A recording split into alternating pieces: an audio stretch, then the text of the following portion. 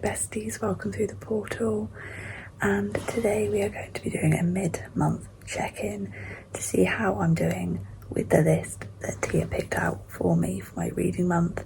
I will say I am still struggling with my reading month. I don't know what it is, but reading is just not coming to me very easily.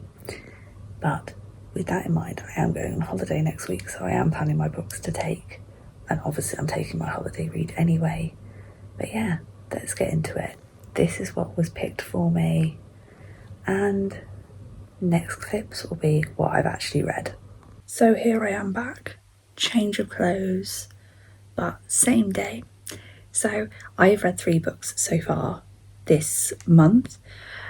Not one of them has been the books that Tia picked, so I'm sorry, but I am reading the front runner, which is this one, which I probably got the name a bit wrong, but I'm reading this one.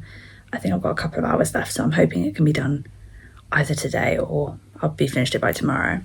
So the first book I read this month was The Matchmaker Cafe, and I rated it 3 stars. I did this as a buddy read with someone I met on TikTok. She kindly bought me the copy of it for my Kindle.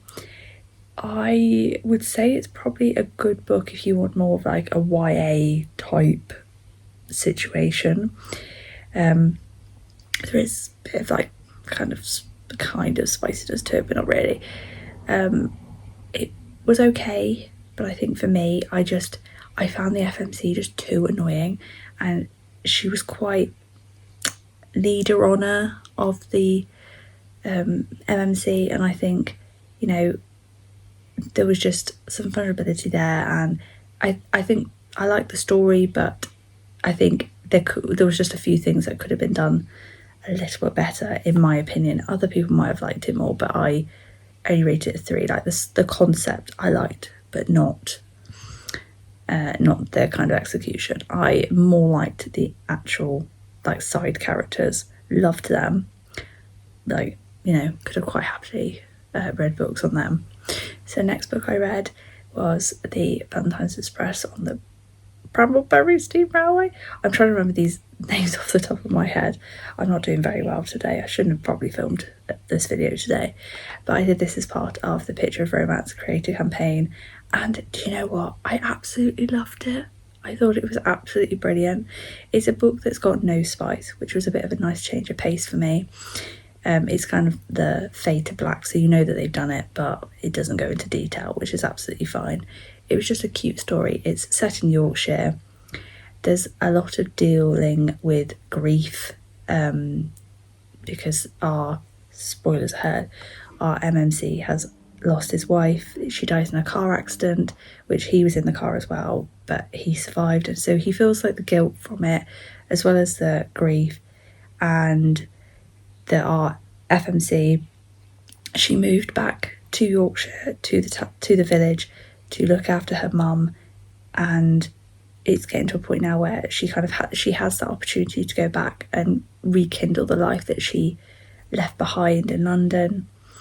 And, you know, it's about them coming together.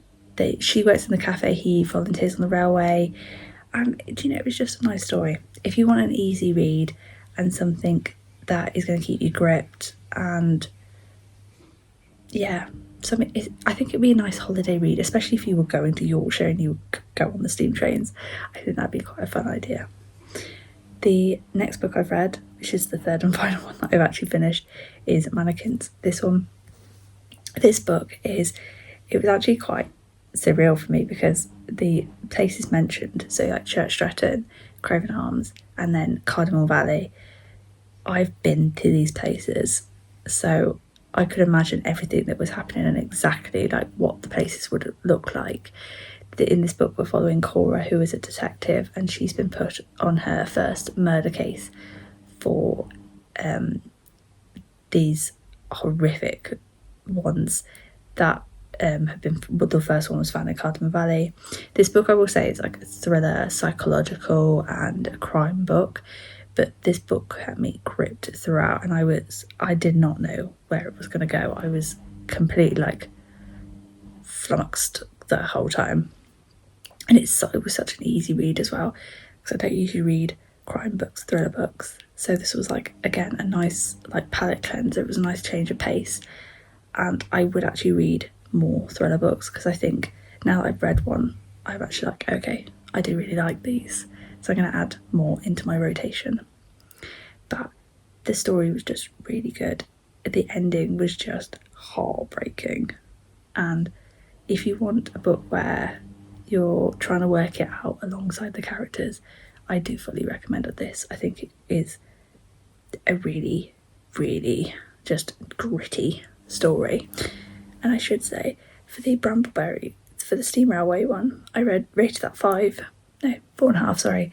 And then Mannequins one, that was a solid 5, like 8, and left no notes.